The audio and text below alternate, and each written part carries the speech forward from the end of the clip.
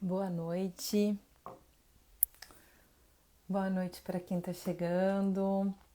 Boa noite para quem está nesse dia 12/6, o dia dos namorados, no calendário gregoriano, se abrindo para olhar um pouquinho para as relações. Oi, gente querida. Aqui, através desse perfil, para a gente bater um papo, né? Através desse repertório, da visão das constelações, do que eu puder compartilhar aqui com vocês. Um assunto que dá muito, muito pano para manga. Tem muita história em cima de história, muita particularidade, muitas visões, muitas questões e é até difícil afunilar e falar só sobre alguma coisa, né? Quando eu coloquei relacionamentos, dá para ir para tantos lugares aqui. E realmente abri uma caixinha de perguntas para que vocês pudessem mandar algumas questões e isso de repente direcionar um pouco esse assunto, que é vasto, né? E eu até anotei algumas perguntas aqui para eu não esquecer de responder, vou tentar trazer aqui ao vivo.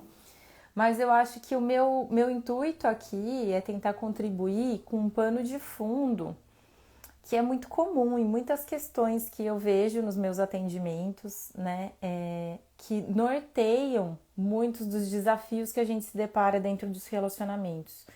Eu queria ter trazido aqui convidadas muito especiais para trazer novos olhares, né? Eu já atendo aqui muitos clientes que acompanham meu trabalho e é sempre um privilégio, mas a vida se fez assim e cá estou, e será pela minha perspectiva o tema de hoje para encerrar essa trilha das constelações nesta fase e virá novidades por aí também. Mas antes, né, de continuar e seguir por isso, eu quero dizer que quando a gente vai estudar, né, a questão de relacionamento e vão ter muitos viés, eu não tô aqui para defender nenhum ponto de vista como absoluto. Cada um vai ter a sua crença sobre isso, né? Então não é um embate aqui, mas sim é uma reflexão, né? Forma de pensar diante aos desafios. Então eu quero muito respeitar cada um que passar por aqui, perguntar, interagir dentro da tua perspectiva, né? Porque quando a gente começa, vamos dando início, né? Falar de relacionamento, a gente pode pensar pela nossa construção individual, né? Como é que esse assunto foi se construindo na minha vida. E a gente vai construindo um pensar sobre isso, uma forma de se relacionar muito inconsciente, não necessariamente consciente, né? E a gente recebe muitas questões sobre a forma de se relacionar desde enquanto criança. A gente vai observando o nosso núcleo familiar, o lugar onde a gente vive, as pessoas com quem a gente convive. A criança ela aprende a andar, por exemplo, observando os adultos, né? Ela não aprende a andar porque alguém chega e fala assim: ah, põe outro pé, tira uma mão, tira outra mão. Ela vai observando que os adultos ficam só sobre as pernas, sobre os pés, e ela vai buscando reproduzir isso, primeiro com apoio e depois até um ponto que ela consiga não mais precisar desse apoio. Então a gente observa e registra, né, as referências muito cedo da vida. E um dos registros e referências que a gente tem é quando a gente olha nesse núcleo parental e vê como é que essas pessoas funcionam, como elas interagem, o que se estabelece, o que acontece, o que é comum, o que é natural diante dessa perspectiva infantil. Então, muitas vezes a gente olha para esses adultos e vê a forma como eles se relacionam entre eles e cria um padrão, um modelo mental de que é assim que as pessoas se relacionam. Afinal de contas, né, quando a gente pensa nesse núcleo familiar, e eu tô falando núcleo parental porque às vezes alguém aqui pode não ter sido, né, criado pela mãe ou pelo pai, mas por avós, tios, irmãos, mas esses adultos, né, como eles se relacionavam, vai interferir na forma como eu registro, né, as minhas primeiras percepções de sociedade, né, de como as pessoas se relacionam, inclusive nessa relação afetiva. Então, quando eu olho nesse modelo tradicional, né, meu pai e minha mãe na mesma casa, como que eles se relacionavam? Eles se encostavam, eles andavam de mão dadas, eles se abraçavam, eles se beijavam, ou não. Eles tinham horários completamente diferentes. Eu sempre via minha mãe num horário, meu pai em outro. Então, isso já gera muito repertório, né? E aí, fora isso, vai ter a forma como a gente vai criando e estabelecendo as nossas relações com essas primeiras pessoas na nossa vida. Então, tem a relação que a gente estabelece com a mãe, que é o nosso primeiro vínculo tão forte, né? Que é o corpo, a matéria de onde a gente veio. E quando a gente pensa na construção psíquica, né, de uma criança, ela tem uma fase que ela demora, inclusive, para conseguir entender que ela não é a mãe, né? Ela vai se descobrir. E quando a gente olha isso de fora, é tão bonitinho, né? Mal sabe a gente perrengue que nós estamos passando, mas naquele momento, você vê a criança assim, ela vai descobrir na mão, né? Aí ela vai olhando para a mão, depois ela vai olhando para o pé. E tem uma fase, né, que tem um autor, né, da psicanálise, o Lacan, que ele vai falar sobre a fase do espelho, né, que é quando a criança, ela olha e ela reconhece que a imagem dela é algo distinto da mãe, né? E na oratória da criança isso vai vindo aos poucos também, né? Porque a criança às vezes se refere na terceira pessoa, né? A Nenê, né? Ela não consegue falar o próprio nome. É um processo dela se sentir fora da mãe, né? E isso é uma simbiose que a gente passa e é um processo que todo mundo em algum nível passa com maior conexão ou conseguindo dissociar mais disso, né? E esse caminho da gente conseguir sair desse vínculo materno é um processo saudável e natural, né? E não que ele seja fácil, né? Existem muitas questões que a sistêmica, inclusive, ajuda a gente a entender quais são as condições que às vezes faz com que a gente se sinta muito preso nesse vínculo, né? Não consiga sair disso. E quando a gente não consegue, né, sair dessa conexão primária com a mãe, dessa simbiose, é muito difícil a gente conseguir se conectar genuinamente de um lugar mais profundo com a figura paterna, né? Quando a gente vai pensar nesse universo das constelações, a gente fala que o pai é o outro, o primeiro outro que a gente encontra, né? Porque primeiro a gente é a mãe, depois a gente entende que a gente não é a mãe, para depois ter um reconhecimento genuíno e profundo da alma, né, em relação ao pai. Pode ser que você tenha convivido, more junto, né, tenha morado junto com o seu pai, mas é uma percepção inconsciente mais sutil quando a gente fala desse reconhecimento do outro, né? E aí começam a se estabelecer as primeiras dinâmicas da relação, né? O quanto. Eita, começou o perrengue, né? O quanto eu ainda tô numa conexão muito forte com a minha mãe, nessa simbiose. E aí a gente confunde o que é essa conexão, né? Que eu tô falando aqui de um lugar psicoemocional, com o relacionamento atual, né? Como mas eu me dou super bem com a minha mãe, Mari, eu me dou super bem com meu pai. Não é só sobre como as coisas acontecem hoje, né? Mas como a gente foi se formando e de um lugar inconsciente, como a gente lidou ou está lidando com isso, né? Então, não é sobre hoje eu morar ou não morar com os meus pais, mas como que eu consegui me desvincular desses vínculos, né? E fui para a vida de um lugar psicoemocional mais inteiro ou com mais buraquinhos que a gente vai tentar tampar, né? Porque o corpo, a matéria aqui, né? A gente envelhece e não tem como negar, os cabelos brancos vão aparecendo, né? As rugas, né? O colágeno se vai. Então aqui a gente vê que o envelhecimento é natural. A nossa parte psicoemocional, ela não é da mesma natureza quando a gente pensa em amadurecimento, né? O amadurecimento ele é um processo que exige uma dedicação, exige um olhar, exige fazer escolhas, algumas renúncias, né? O amadurecimento é uma escolha. Então, muitas vezes a gente envelhece aqui, paga boleto, mas na parte psicoemocional a gente pode ter ainda muitos traços da nossa história infantil, né? Quando a gente vive as experiências na primeira infância, que é uma parte muito importante para a construção desses pilares da nossa personalidade, quando a gente olha pela psicanálise, né, o Freud vai falar sobre as fases que a gente tem, fase oral, fase anal, fase fálica. E quando acontece alguma coisa nessas fases, a gente fica, a palavra que ele usa é fixado, né? Então, uma parte minha externa foi para frente, uma parte minha psíquica pode até ter se desenvolvido, uma parte cognitiva, né? O nosso corpo mental vai ficando mais elaborado e refinado, mas existe uma parte emocional que fica presa lá atrás.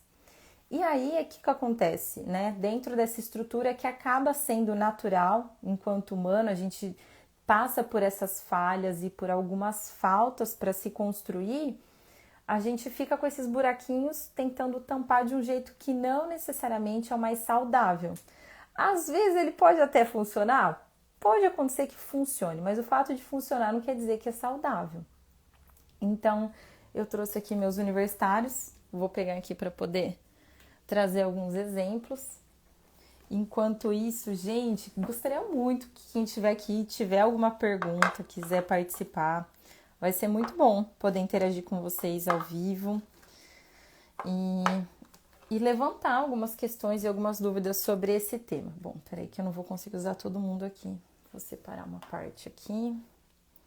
Começar no modelo mais clássico. Ixi, eu tô com um fio. Vamos ver se vai dar certo aqui. O que eu queria. Será que dá pra ver aqui? Depois vocês me dão um retorno se alguém tá vendo, tá? Então, vamos lá. Aqui num desenho, se a gente fosse pensar tradicional, para a gente visualizar essas dinâmicas familiares, né? Eu coloquei aqui uma bonequinha para ser uma figura materna, um bonequinho para ser a figura paterna e aqui uma criança, que é uma menininha, né? Então aqui a gente está colocando um modelo visual, né? Convencional nessas relações. Mas quando eu falo figura, gente, às vezes pode ser uma relação de duas mulheres, de dois homens. Nesses adultos, alguém fez uma representação da figura materna e alguém paterna, tá? Para criança. E aí, o que acontece? A gente vai crescendo, né? É um bebezinho, vai aprendendo a andar, a falar e a vida vai acontecendo. Nessa parte psicoemocional, como eu estava dizendo, pode ser que a gente ficou com alguns buracos, que são essas faltas, que são percepções da nossa criança. Nossa, Maria, onde isso tem a ver com relacionamento? Tem tudo a ver, eu vou chegar lá, tá? Não tô me perdendo, não. Eu olho, né, enquanto eu vou crescendo e criando essa consciência para trás, para minha mãe, por exemplo, e começo assim, putz, minha mãe não foi exatamente como eu gostaria que ela fosse. Ou minha mãe não fez aquilo que eu acho que ela devia ter feito. Eu acho que a minha mãe tinha que ter me colocado numa escola que não era católica. Eu acho que a minha mãe tinha que ter... a minha mãe não era minha amiga, sabe? Ela não me abraçava, não me dava a mão. Começo a criar um monte de olhares daquilo que eu não tive. E aí a gente faz a mesma coisa com essa figura paterna. Então eu olho para o meu pai, né? Ou para essa referência e falo assim, putz, eu não tive isso. Eu não tive, não, meu pai tinha que ter me incentivado a praticar um esporte, meu pai tinha que ter me levado para andar de bicicleta, e meu pai não fez nada disso. Ou a gente começa a julgar não só o que eles não fizeram, que a gente gostaria que eles tivessem feito, começa a julgar a vida deles, né? Tipo, onde se viu minha mãe casar com meu pai, gostar do meu pai? Onde se viu meu pai gostar da minha mãe? A gente começa a criar tantos olhares a partir de um prisma infantil pra cá, que isso, na verdade, só complica e atrasa a nossa vida. Por quê? Primeiro porque a gente veio daqui, né? Então, tudo aquilo que eu julgo e critico lá, eu tenho aqui. Então, se eu não aceito de onde eu vim, eu dificilmente vou ter uma boa aceitação de quem eu sou, uma boa autoestima. Muito provavelmente, quando a gente não tá bem com a gente mesmo, é porque a gente não tá no nosso lugar, que é esse lugar de filho, que aqui, né, representado, fica à frente dos nossos pais olhando para a vida, onde a gente vai seguir um fluxo natural de crescimento, de desenvolvimento e de busca daquilo que faz sentido para a gente. Quando a gente está olhando para trás, a gente está se metendo num rolo que não é nosso. Então eu começo a dizer o que minha mãe devia fazer ou deixar de fazer, ou como ela devia ter sido mãe, ou mesma coisa para o meu pai.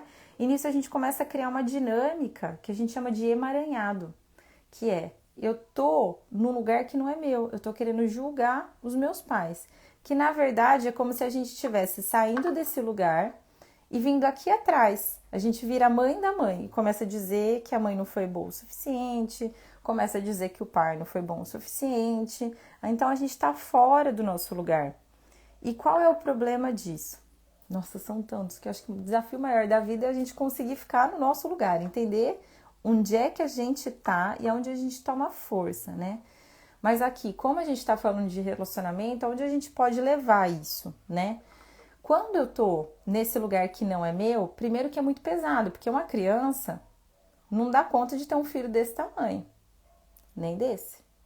E os irmãos que vêm junto, né? Porque a gente sai do lugar, a gente tira a avó de jogo e começa a atuar no lugar da avó, por exemplo. E aí eu realmente fico emaranhada, eu fico presa numa dinâmica que eu não percebo inconsciente com a minha mãe ou com o meu pai quando eu assumo esse lugar. E além disso, eu não tô olhando para minha própria vida. Eu não tô seguindo aquilo que faz sentido. Mas, Mari, por que a gente faz isso? A gente faz isso por amor. A gente não faz isso só porque a gente acha que isso é legal, porque a gente não tem o que fazer. A gente faz isso porque a gente acredita de um lugar muito inconsciente que eu tô fazendo isso por amar o meu núcleo familiar, né? Quando a gente vai olhar as leis sistêmicas, a gente quer pertencer ao nosso núcleo. Essa é uma lei muito primária quando a gente pensa nas ordens do amor, né? A gente quer fazer parte. O Bert traz que a gente é mais leal ao nosso sistema familiar do que livre. Então a gente fica tudo encruvinhado, tudo fora de lugar.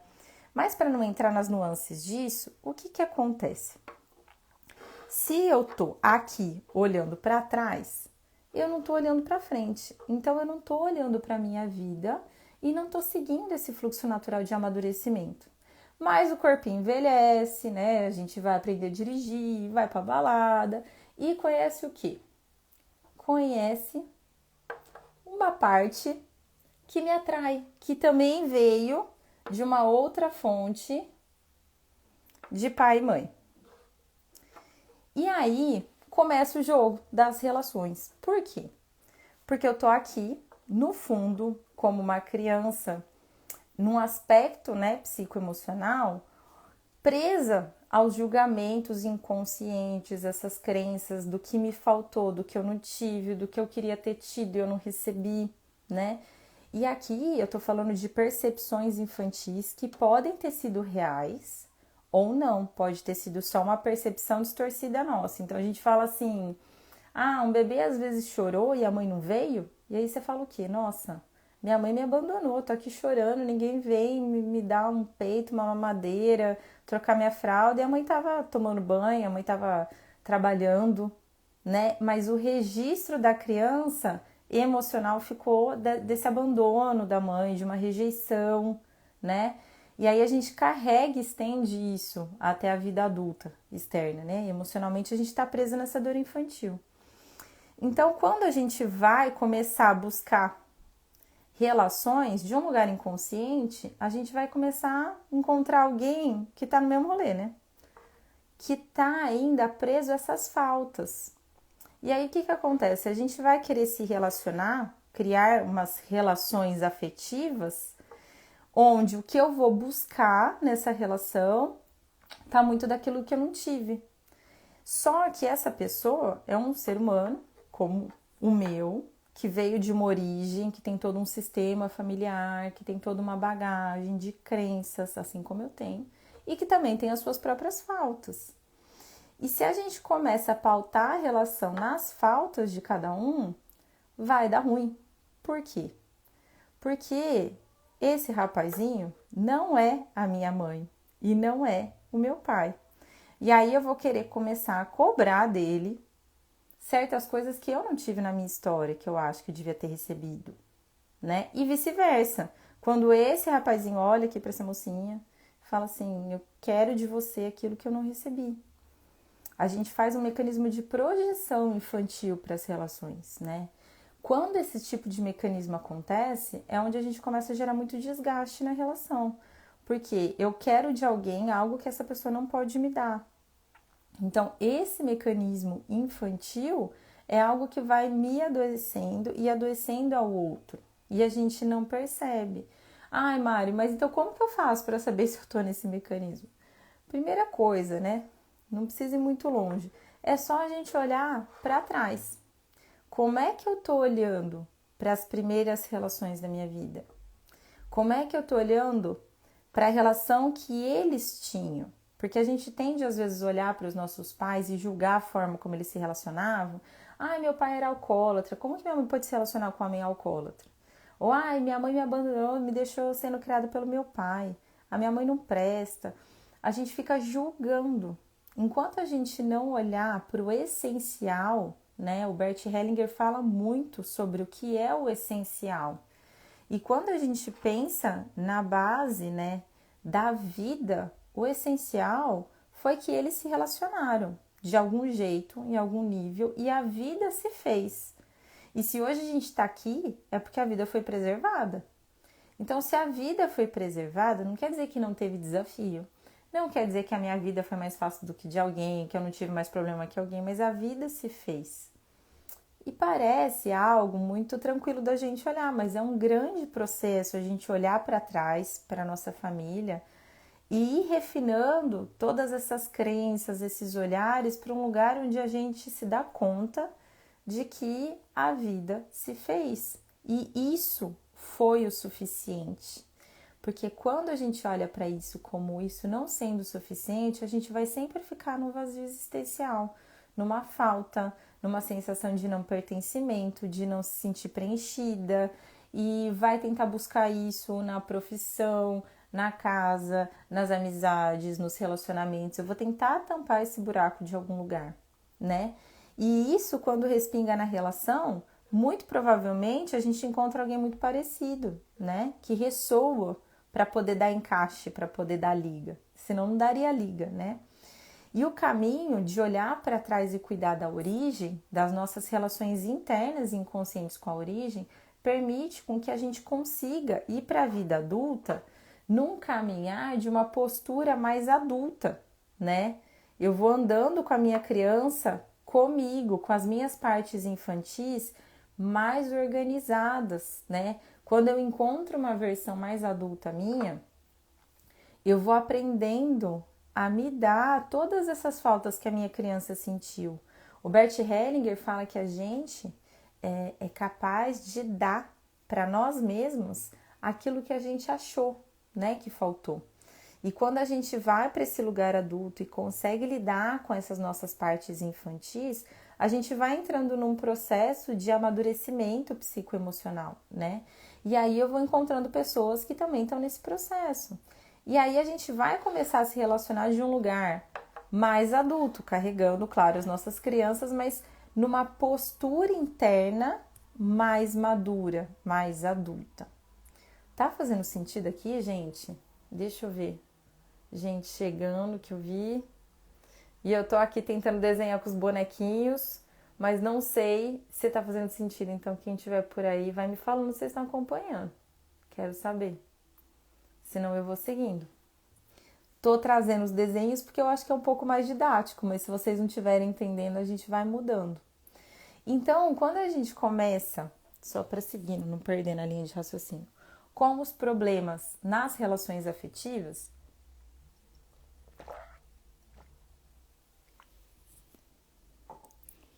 para onde que é o primeiro olhar que a gente pode ter? Alguém aqui arrisca? Diante disso que eu tô trazendo aqui para vocês. Vou deixar a bandeja um pouco aqui no meu colo. Vamos ver se ela suporta.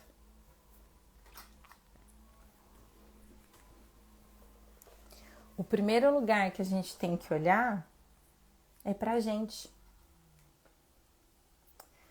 O que tende a acontecer é que a gente começa a viver, né, dentro de um relacionamento, uma relação, independente, assim, do modelo, tá? Que eu não quero falar sobre isso, porque senão a gente também vai ampliar muito esse assunto, mas assim, a gente começa a se deparar com os desafios, com o conflito, com aquela parte que a gente não sabe ajustar ou lidar direito, né?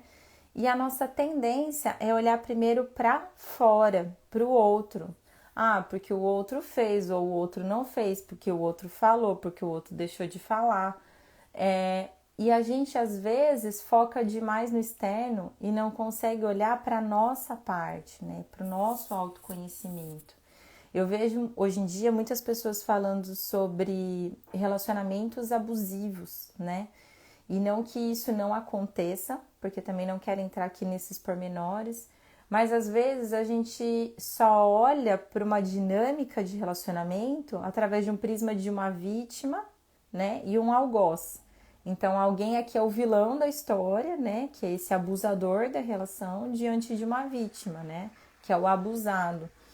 Mas esse comportamento, em algum nível, vai criar um encaixe, né? Isso não quer dizer que é saudável, isso não quer dizer que tenha que ser assim, mas é assim que acontece, as relações elas se encaixam. Então, se eu tô me reconhecendo num relacionamento abusivo, eu preciso olhar para mim e pensar qual a parte minha tá nesse lugar de ser abusado, de me permitir um abuso, de não saber me posicionar, de não conseguir sair dessa relação, né? Então, a relação ela vai gerar no fundo um processo de espelhamento. Tudo que acontece fora não é necessariamente, eu não estou tirando a responsabilidade das pessoas aqui, né? Mas só sobre o outro, mas sim o que esse outro está falando sobre mim. O processo de se relacionar é uma grande oportunidade de autoconhecimento, da gente olhar para as nossas partes. Ah, isso é isentar o outro de que a relação é só eu que tenho que fazer, né? Aqui a salvadora de plantão, comprar a culpa e toda a responsabilidade para elas. Não é sobre isso que eu tô falando. Eu tô falando de usar essa oportunidade dos desafios da relação para olhar para si, para o seu autoconhecimento, né? E claro que à medida que eu entendo como eu funciono, o que dá certo para mim, o que não dá, o que eu gosto, o que eu não gosto, o que eu não gosto, mas eu tolero, aquilo que eu não tolero, eu consigo, através dessa consciência, dessa percepção, expressar isso para o outro, né? Porque a gente não é transparente, as pessoas não sabem como a gente funciona. E se eu não conseguir trazer isso para o outro não vai entender como é que eu funciono. Então, conforme a gente vai se deparando com esses desafios das relações, a gente pode usar isso para aprender mais sobre a gente mesmo, né? Eu vejo que muitas questões que chegam, né, num processo de terapia, questões de constelação, o grande empurrão vem através das relações, dos desafios, dos ciclos que se repetem, né? Então, sai de um relacionamento e entra em outro relacionamento e tem um ciclo se repetindo. Então, no fundo, eu atraio sempre uma pessoa que tem um certo comportamento, né? O que aquilo está dizendo sobre mim? Não é sobre o outro. E isso faz com que a gente tenha a oportunidade de se desenvolver, de lidar com essas partes nossas que até então são pontos cegos. Por isso que essa expressão de que as pessoas são espelhos, né? Não é só no sentido de que somos iguais e que também podemos olhar por esse prisma, mas de que você também me mostra aquilo que eu preciso ver sobre mim que eu sozinho não estou conseguindo ver. E sincronicamente hoje, né, para quem acompanha o calendário maia, às vezes eu até partilho alguma coisa aqui, a gente está fechando a onda do espelho, né? São 13 dias sendo atraídos para o olhar desse arquétipo do espelho no Tzolk'in, né? E a gente fecha no selo do cachorro, que é o selo do amor. Então, o quanto a gente pode usar essa oportunidade através do amor, né, com a gente, com o outro, para esse crescimento individual e mútuo. Porque se a gente olhar para as relações, na verdade, como cada um vai olhar para as relações, já vai dizer muito de como cada um vai aproveitar o processo. Então, para algumas pessoas, relacionamento é sinônimo de felicidade. Para outras pessoas, relacionamento é sinônimo de prazer. E para outras, o relacionamento pode ser um sinônimo de crescimento, né? Mútuo, individual, porque isso é uma responsabilidade de cada um, ninguém vai fazer por você. Mas se o casal tiver esse espaço, esse diálogo, pode ser um crescimento mútuo. Vamos dizer, infelizmente tenho consciência que a minha necessidade de controle e de não aceitar ajuda fez com que eu me sinta sobrecarregada pelas coisas que eu mesmo fiz questão de não deixar meu marido fazer. Nossa, que lindo! Muito obrigada por você partilhar da tua vulnerabilidade, né? E olha que importante isso. Você reconhecer, né? Quais são os meus pontos de desafio? Porque aqui a gente não tá falando sobre alguém ser melhor ou alguém se encaixar no padrão, né? Ah, em nenhum momento eu tô citando aqui modelo ideal de relacionamento, né? Mas o quanto essa relação ela funciona de um lugar saudável para mim, né? E o que é ser saudável para mim? O quanto isso atende aquilo que eu busco numa relação, né? E às vezes a gente começa a se relacionar com alguém na adolescência, né? É muito jovem, a gente não tem muitas percepções sobre o que é o se relacionar. A gente está ainda muito naquela referência infantil do que eu recebi da igreja, do que eu recebi da comunidade, do que eu vi na minha família. E eu vou reproduzindo muitas coisas que eu nem sei se elas funcionam para mim. E aí a gente vai amadurecendo, indo para a idade adulta e às vezes a relação vai acompanhando isso, né? E aí eu vou me deparando que, nossa, aquilo que fazia sentido 5 anos atrás, 10 anos atrás, não faz mais sentido agora, né? O jeito que eu funcionava.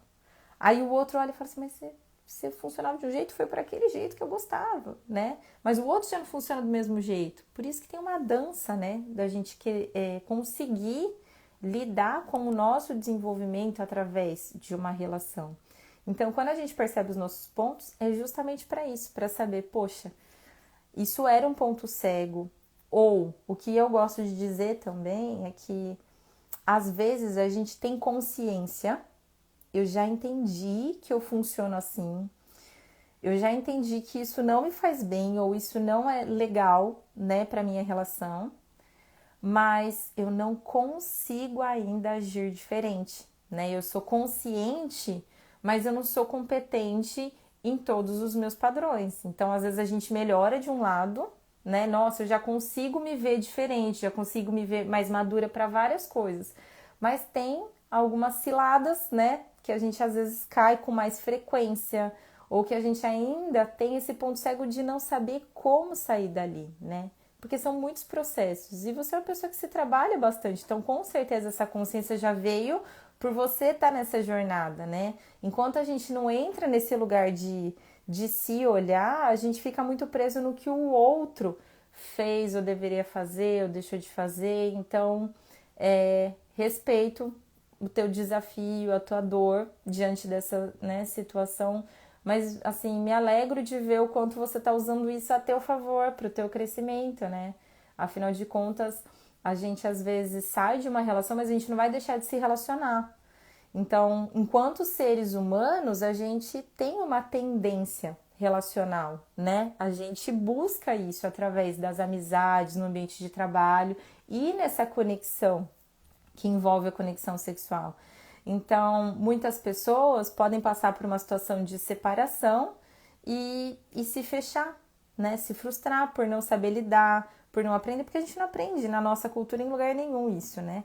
Depende muito da jornada individual, da pessoa ver isso como uma oportunidade através de uma terapia. Tem gente que às vezes através da religião, tem gente que às vezes através de estudo, mas de buscar algo diferente, né? Quem às vezes não consegue buscar isso se fecha.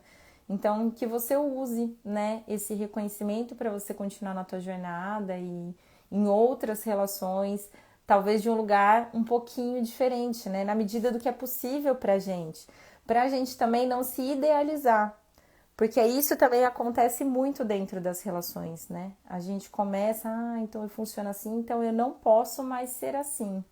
E aí a gente já quer estar aqui, ó, já quer ir para um lugar que a gente ainda não dá conta, não tem perna, né? Tinha uma terapeuta que ela falava isso, a gente não tem perna para andar ainda para esse lugar. Então é olhar isso como uma direção de crescimento, mas respeitar as nossas limitações de que a gente vai devagarzinho, no nosso tempo, vai às vezes amadurecer pelo lado que é mais fácil primeiro, né? Veja se fez sentido isso para você, mas fiquei muito feliz com a tua interação e com a tua presença aqui. Então, gente, e também quem mais estiver aí, né, quiser compartilhar alguma coisa, sinta-se à vontade. Na medida em que a gente vai olhando pra gente, né, vai ficando mais fácil a gente olhar para fora, né, a partir dessas referências internas do que faz sentido para mim e não do que foi imposto. A relação tem que ser assim. Seja no modelo religioso, seja no modelo familiar. E na medida em que a gente vai amadurecendo desse lugar psicoemocional, a gente vai conseguindo sustentar as nossas próprias escolhas, né? A gente vai conseguindo olhar para todas essas referências que a gente recebeu da família, da comunidade. A minha geração, que pode ser cringe para muitos aqui, mas tem muita gente aqui da minha geração que eu já vi, A gente também recebeu muito da mídia, né, da sociedade, essa coisa das princesas, né? O que, que é um relacionamento de sucesso para uma princesa, esperar um príncipe encantado, o quanto a gente fica poluída, né, com esses ruídos dos modelos de fora, né, que às vezes não dão vazão para aquilo que faz sentido para gente. Em modelo, jeito de funcionar. Ah, mas a minha mãe não era assim, mas meu pai não era assim. Mas se para mim faz mais sentido ser assim, por que não? Eu buscar aquilo que encaixa para mim, né? Então, esse processo de autoconhecimento é muito enriquecedor para a gente construir relações mais sólidas, mais estáveis, mais maduras, né? Porque eu consigo sair desse olhar de ficar julgando o que o outro faz, o que o outro deixou de fazer, eu vou entendendo que eu tenho uma parcela de contribuição igual ao outro, né? Eu postei um vídeo hoje nos stories falando disso, sobre os 50% de responsabilidade que cada um tem numa relação, seja para dar certo ou seja para não dar certo. Muitas vezes a gente olha para a relação quando tá dando certo, é mais fácil a gente falar, nossa, que bom, né? Me esforcei, tá dando certo. E quando não tá, né? Não tem como a gente voltar para aquela dinâmica vítima e algoz, né? Peraí, tem alguma parte minha que também tá contribuindo com esse desandamento, né? Com esse desalinhamento. Ah, mas eu não fiz nada, eu não falei nada. Às vezes é a própria omissão. A falta de não falar, de não se posicionar, pode ser uma contribuição, né? Não tem como a gente só colocar para um lado ou para o outro. Esse já é um amadurecimento dentro das relações, né?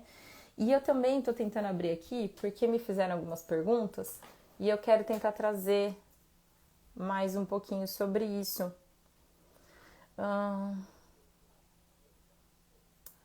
As crenças, falei aqui um pouco sobre as relações parentais, sobre a comunicação, né? Se eu não me conheço, eu não vou saber me expressar. E que esse caminho de solução é sobre a gente se conhecer, né? O quanto a gente consegue olhar, o se conhecer não é só o se conhecer na nossa personalidade, né? Isso é importante, porque é através dela que a gente acaba se expressando e se manifestando, mas se conhecer num lugar mais espiritual, se conhecer através de quem veio antes, né, pra gente chegar aqui. Então, quando a gente olha para trás, o primeiro portal para a gente chegar aqui na matéria foi um óvulo, um espermatozoide, né? E a gente acaba criando muitas formas de olhar para a relação dos nossos pais além disso, né? Mas os pais, eles foram a fonte da vida. Eu tive aula com um professor esse ano, com o Sérgio, que ele usa bem esse exemplo através do Bert, que ele fala assim, para a vida se fazer foi preciso sexo, ponto. O resto é história de família margarina, história de conto de fadas, porque meus pais não se amaram, porque eles não foram apaixonados. E aí a gente vai criando um sofrimento através de umas interpretações que nem são nossas, né?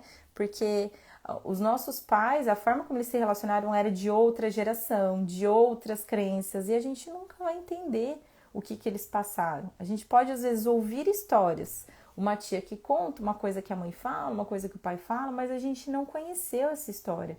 Isso é especulação. A gente precisa respeitar que eles são adultos, são mais velhos que a gente, viveram mais coisas que a gente está num outro momento de vida, com uma outra forma de pensar, e eles fizeram aquilo que eles deram conta, seja na relação entre eles, seja com a gente, e não que isso é um processo só tipo, agora entendi, apertei um botão, tá tudo certo na forma como eu olho pro meu pai e pra minha mãe. Infelizmente não é assim, antes fosse, porque o Bert mesmo, que é esse nome forte das constelações, ele faleceu em 2019, 19/9 de 2019, eu lembro porque eu estava num curso quando isso aconteceu, e se eu não me engano, ele faleceu aos 94 anos, eu sei que era mais de 90, e ele tem um relato que ele fazia esse trabalho com a relação com a mãe dele, né, o constelar a relação com a mãe dele, até os seus 92, mais ou menos, assim, né. Então, ele que foi o cara que se aprofundou em tantas teorias, que conseguiu trazer isso de uma forma muito mais didática pra gente, né, mais contemporânea. Foi um cara que se trabalhou há seus mais de 90 anos. Então, não é algo que a gente vai fazer uma vez só, né? São camadas que a gente vai conseguindo se aprofundar sobre esses assuntos que a gente tem registrados e enraizados há tantos anos, há tanto tempo dentro da gente, né? Então, o importante é dar início para isso, né? Porque o fim a gente nunca sabe onde vai ser, né, para cada um. Pode ser que para algumas pessoas vá numa dose e isso seja o suficiente, para outras e consigam ir além, se aprofundando, né? É um caminho que quando a gente vai soltando, né, desses padrões, dessas histórias que não são nossas, a nossa tendência é ter uma percepção de leveza maior, né, sobre a gente mesmo, sobre a nossa própria vida. Então é um processo que só nos nutre, né? E nos dá mais essa força de estar no nosso lugar, recebendo o que a gente recebeu e que foi o suficiente, né? Para a gente estar aqui foi o suficiente, porque a gente deu algum jeito com aquilo que a gente não tinha, né? E na medida em que a gente for tomando esse lugar de que o meu eu adulto é capaz de suprir, né, as faltas que a minha criança registrou, a gente também não vai ficar buscando isso em outros relacionamentos. O que eu vou buscar em outros relacionamentos vai ser algo além de tampar os meus buracos, porque isso é uma responsabilidade minha, não é uma responsabilidade do outro, né? Então eu posso ter um olhar para o que eu vou buscar nas relações um pouco mais maduro, né? Então eu não quero uma mãe, eu não quero um pai, eu não quero alguém para me fazer feliz, porque eu tenho que ser responsável pela minha felicidade. Essa pessoa ela pode contribuir, mas ela não é responsável pela minha felicidade, pela minha realização pessoal. É só de um lugar de adulto que a gente vai conseguir se construindo nisso e buscar algo um pouco mais leve para essa contribuição das relações, né? Não que seja fácil, porque até quando a gente pensa numa relação de um viés mais espiritual, né? Eu quero criar um crescimento individual e talvez mútuo com essa outra pessoa, não é fácil crescer. Crescer, a gente está se deparando o tempo todo com os nossos pontos cegos, com aquilo que a gente não sabe, porque se soubesse já teria feito diferente.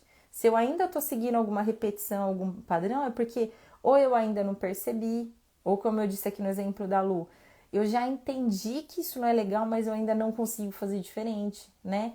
E aí é o quanto eu vou me permitir o meu tempo, né? O quanto eu vou me permitir sair desse padrão, o que me prende, quais são os vínculos inconscientes, né? O Bert ele vai falar muito sobre o amor cego, né? E que eu vou entrar já na pergunta aqui. Acho que eu já vou pegar esse amor cego para falar de uma pergunta que me mandaram na caixinha, senão eu não vai dar uma hora aqui e eu não vou ter respondido as perguntas.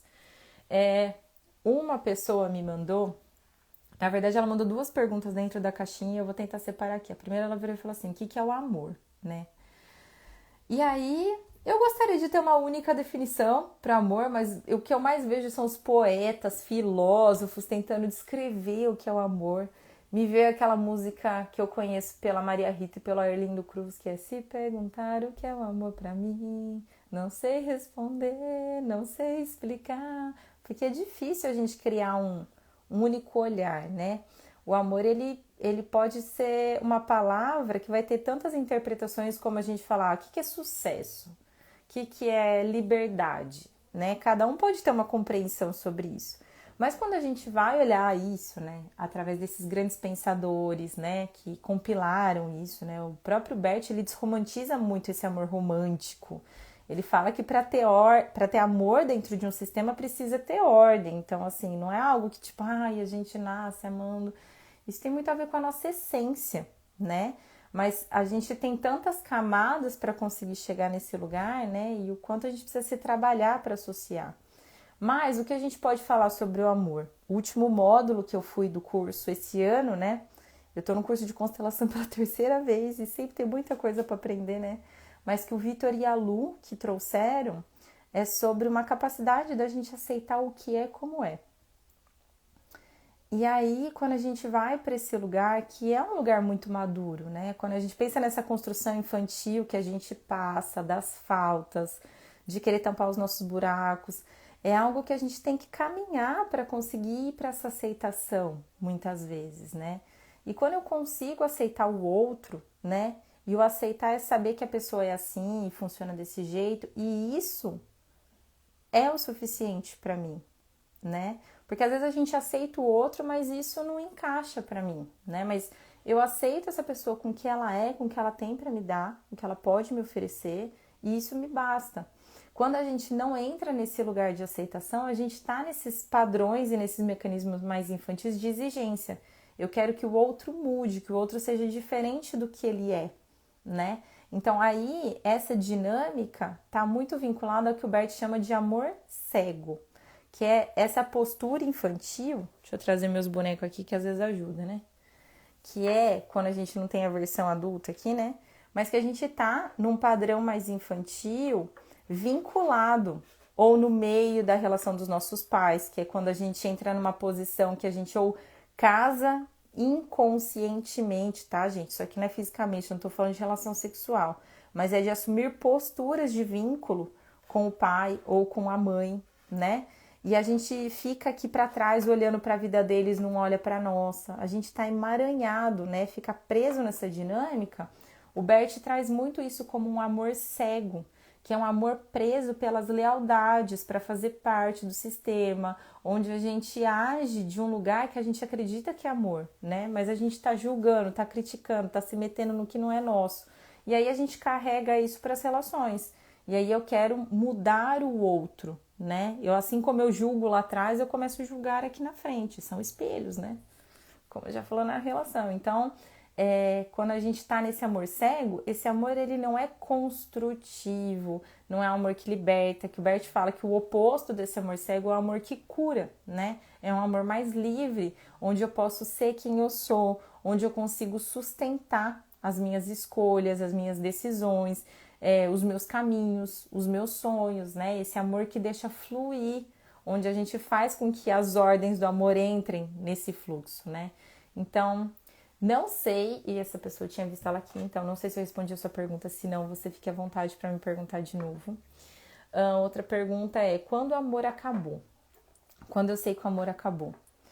Eu acredito que o amor não acaba, ele se transforma, né? Às vezes eu posso estar presa numa falta e acho que não tenho esse amor, mas eu acredito que o amor ele não acaba. O que pode acontecer é que a gente vai aprendendo muitas formas de amar. Então, às vezes a gente começa uma relação muito vinculado por uma parte que a gente conhece como paixão, né? Que é aquela conexão, um fogo, uma parte meio carnal, do novo, né? A mudança, outros estímulos, outra forma. A gente acha que vai ser diferente, às vezes não é a mesma coisa, mas esse novo às vezes vai para esse lugar da idealização, né? Eu vejo no outro aquilo que eu quero ver, né? O que eu consigo ver, eu não vejo o outro inteiro. Então a paixão é essa parte meio do deslumbre, né? E para algumas pessoas pode durar mais tempo, para outras menos tempo. Mas quando você está num relacionamento longo, né, de muito tempo, você já passou dessa fase, já está aprendendo a olhar o outro, a se perceber na relação de outro jeito, pode ser que criem uns caminhos de desconexão, né? E a gente acha que o amor acabou, mas às vezes o amor ao indivíduo existe, mas a conexão já não existe mais. E um dos motivos que acontece muito isso é a inversão das polaridades, né? Que é um outro assunto que eu quero ainda trazer aqui. E eu queria perguntar isso para vocês, quem tá aqui, se vocês conhecem sobre esse assunto de polaridade, se vocês têm perguntas e dúvidas, podem mandar para mim também, de repente dá tempo de eu falar mais alguma coisa.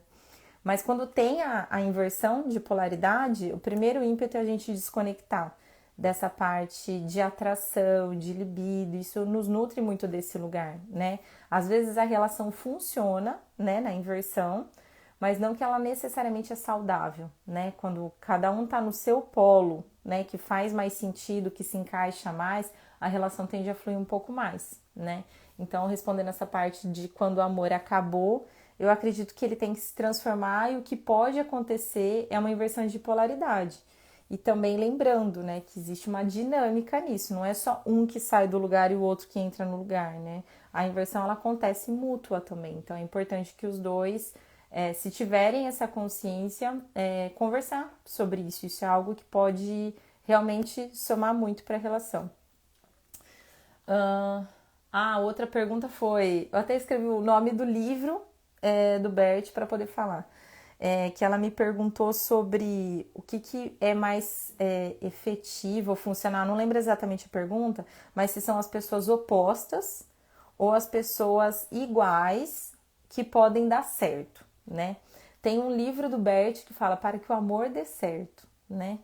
Então, quando a gente vai pensar para o amor dar certo, a gente não está falando necessariamente sobre pessoas iguais ou pessoas que são opostas, né? Eu acredito que para o amor dar certo, né, pautado nesses aprendizados, nessa visão, é quando a gente consegue ir para um lugar mais maduro da nossa parte psicoemocional, onde a gente tem a vontade de fazer dar certo. Por quê? Porque as relações, elas não vêm prontas. As pessoas não vêm prontas, né? As relações, elas são construídas. E a gente vai passando por um processo de ajuste entre as pessoas para ver se essa relação toma uma forma, porque nesses ajustes é que a gente vai ver onde as diferenças, né, que por mais que essas pessoas, nesse exemplo que ela trouxe, são iguais, pode ser que elas tenham gostos iguais, mas elas vieram de famílias diferentes, de crenças diferentes, em algum lugar vão ter diferenças, né? Mas o quanto esses ajustes, né, essas diferenças são possíveis ou não. E aí a gente não está falando nem só sobre sentimento, a gente pode estar falando sobre valores, né? Algo que é muito importante para um e não é para o outro. Pode ser que em algum momento isso seja um conflito e não vai dar certo. Ah, mas eu gosto muito daquela pessoa. Não é sobre gostar, é sobre o quanto os valores são possíveis de encaixar ou não. Um exemplo que eu dou para isso, que eu acho muito mais simples de visualizar de fora, é quando a gente pega, às vezes, uma pessoa que quer uma relação monogâmica e alguém que está aberto a algum outro modelo de relacionamento, uma relação aberta, uma trigamia. E aí a pessoa fala assim, poxa, eu quero experimentar isso. Aí a pessoa que é monogâmica fala assim, não, mas isso não faz sentido para mim. Mas a gente se gosta, mas a gente tá querendo coisas diferentes nessa fase da vida, nesse momento. E eu tentar forçar uma coisa que eu não quero vai me machucar. Eu segurar, às vezes, algo que é muito importante para mim pode me machucar. Ou um outro valor que eu dou exemplo é religiosidade, né? Então, existem doutrinas religiosas que têm padrões, né? Muito tradicionais, assim. Que você jejua, que você se abstém de alguns dias da semana, ou você tem práticas todos os dias. E às vezes uma pessoa que não é religiosa ou que não se conecta com esse estilo pode falar assim, poxa vida, eu gosto de você, mas isso não encaixa, não dá. Então, para o amor dar certo, a gente precisa pensar o quanto a gente, né, tá num lugar mais maduro e adulto de querer fazer dar certo. E a partir dessa vontade de querer fazer dar certo, a gente vê o que é possível dar certo, né, nesses ajustes, sem infringir esses valores individuais, entender, né, o que é possível negociar de um lugar saudável, porque o ceder ele faz parte das relações, né? Então não dá para ser só do jeito de um, só do jeito de outro.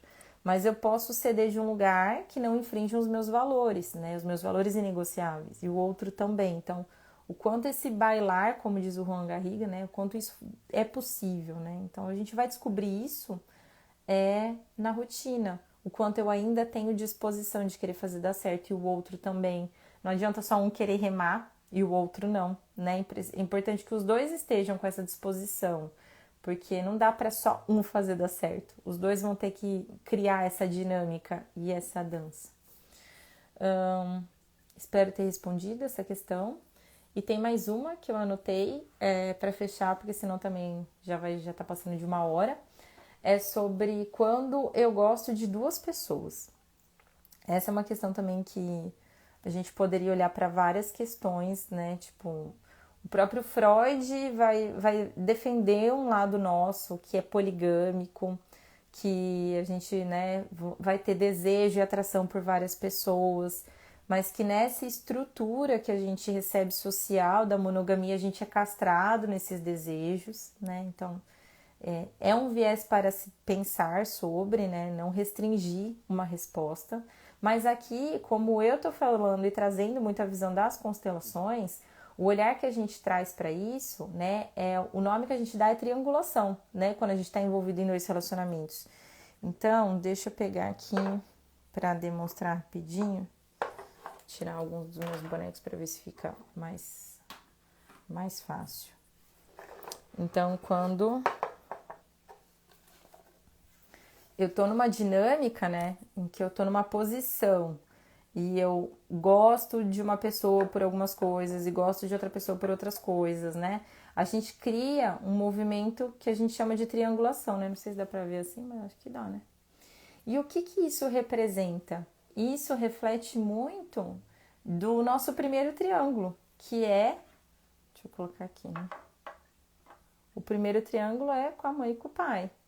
Então, muito provavelmente, se a gente tá enroscado aqui, ó, ou porque a gente tá numa dinâmica de excluir um ou de casar com o outro, muito provavelmente eu tô reproduzindo isso, né? O que acontece muitas vezes com muitos homens, que é o caso dessa pessoa que me perguntou, é que se eu tô, por exemplo, casado, né, nesse lugar inconsciente com a minha mãe, eu já tenho uma figura para esse lugar. Então a gente fraciona algumas outras coisas complementares. Aí eu vou ter uma vida sexual legal com uma e uma vida afetiva com a outra, mas eu nunca vou ter as duas numa única pessoa, porque a única que já tá aqui, que é num lugar inconsciente, né? Mas esse, por exemplo, é uma dinâmica, pode ser muitas outras coisas. Eu posso estar julgando meu pai, eu posso estar casado com meu pai, excluindo a minha mãe, estou buscando em várias mulheres, né? Então são muitas dinâmicas, mas o básico da sua pergunta é a triangulação para trás, que está mal organizada, mal organizada de um lugar inconsciente, pode refletir para frente.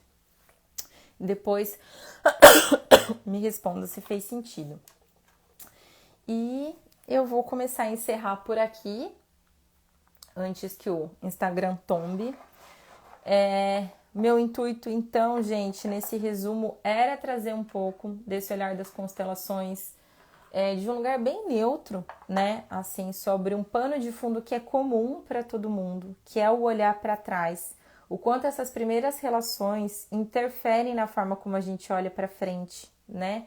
Então, um caminho, né, de solução. Toda vez que a gente encontrar os problemas, se deparar com conflito nas relações atuais, é olhar para as nossas relações primárias, né? A relação com a nossa mãe, que é a nossa primeira relação física, né? Depois a relação com o nosso pai, que é esse primeiro outro, e ver o quanto a gente ainda está carregando de olhares infantis para isso, né? E ancorar essa nossa versão mais adulta, mais madura, dar músculo para essa versão, dar força para essa versão, para que ela consiga acolher essa nossa parte infantil de percepção limitada, né? A criança ela tem uma capacidade limitada de compreensão, tanto que a gente vai deixando complexo o pensar quando a gente pensa numa educação tradicional, né? Aos pouquinhos. Então, primeiro a criança ela vai aprender matemática. Quando ela vai aprender física, é lá na frente. Por quê? Porque antes ela não tem capacidade de entender certas complexidades. Então, quando a gente traz isso para as relações, que a gente não aprende em lugar nenhum, a gente entende, compreende, capta e registra coisas da nossa infância, porque foi o que a gente deu conta de fazer, né? Mas agora, a gente já aprendendo física, física quântica, por aí vai, a gente consegue, né, dialogar com essas memórias e falar, nossa, eu não preciso mais pensar assim. Não precisa mais carregar esse olhar, porque esse olhar me prende, esse olhar não deixa a minha vida mais leve, não contribui, né? A gente pode ampliar, aprender a olhar de um outro jeito que a gente ainda não olhou, né? E se permitindo esse processo. Então eu espero que quem esteve, quem está aqui até agora, tenha aproveitado um pouco desse conteúdo. Depois vocês me contem o que vocês acharam sobre isso, o quanto isso pode ter provocado algumas reflexões, ter contribuído com algum pensar ou com o momento de vida que vocês estão. E eu agradeço muito aí a presença de todo mundo, a interação de quem esteve aqui. Foi um prazer estar aqui falando, né, hoje sem nenhum convidado, para esse tema. Espero trazer novos conteúdos também, não só através dos convidados, é algo que eu sempre faço para somar outros olhares, mas eu gosto de falar, não tem problema nenhum com isso, né? Gosto até bastante. E já quero também já deixar um convite aqui para vocês, que eu vou começar uma outra sequência, né, de conteúdos por aqui, que tem muito a ver com a minha jornada pessoal e profissional, que é a integração de muitos conhecimentos, né? Então, a minha primeira área veio da área física, da parte de saúde física, e depois eu fui estudando a parte psicoemocional, né, trabalhando minha espiritualidade, Existem muitas ciências hoje em dia que estudam e integram todos esses mundos, né? E viver por inteiro, para mim, é poder conectar tudo isso, né? A gente fraciona para se entender melhor, mas a gente é um só, né? Então não tem como a gente negligenciar ou negar todas essas partes. E que bom que a gente tem pessoas que possam mostrar alguns caminhos pra gente sobre isso. Vou postar algumas coisas aqui no feed e vocês podem ir interagindo. Espero que vocês consigam aproveitar desse conteúdo. Eu tô trazendo muitas pessoas queridas também. E é sempre com muito carinho poder estar aqui. Então, gente, uma boa noite para vocês. Obrigada, Lê. Um beijo. Se alguém tiver alguma pergunta, alguma questão, também sinta-se à vontade para me mandar depois, tá bom? Um beijo, gente. Tchau, tchau.